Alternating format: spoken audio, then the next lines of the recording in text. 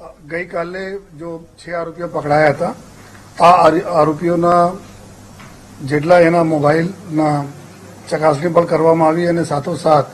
એના પૂછપરછ કરવામાં આવી અને પૂછપરછ દરમિયાન એવી વિગતો બહાર આવી કે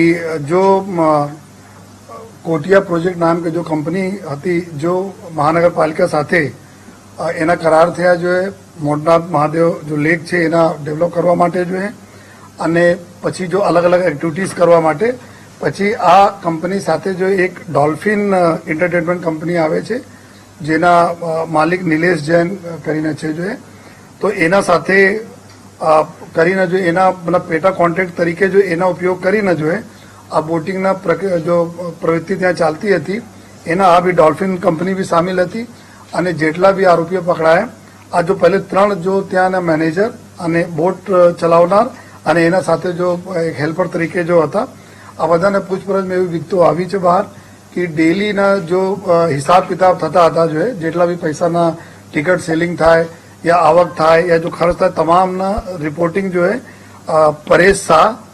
અને નિલેશ જૈન આ બંનેને આપવામાં આવતા હતા જો અને આજ 2 લોકો હતા જો કે ત્યાં દેખરેખ અને જો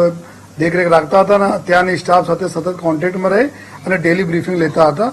તો એના પછી એના મોબાઈલમાં બી ઘણા બધા પુરાવા આ બાબતમાં મળેલા છે જો કે જેમાં આ ડેલી જો પૂરા હિસાબ કિતાબના આપસમાં આપલે થઈ રહ્યા છે આ બંને આરોપીઓ સાથે તો આ બંને આપના જો 18 જેટલા આરોપી પહેલા હતા જેમાં એકના જો મૃત્યુ થયા છે એને કરીને હટાઈને 17 થયા અને 17ના 2 ઓર 19 આરોપી થયા જેમાં પરેશ શાહ અને નિલેશ શાહના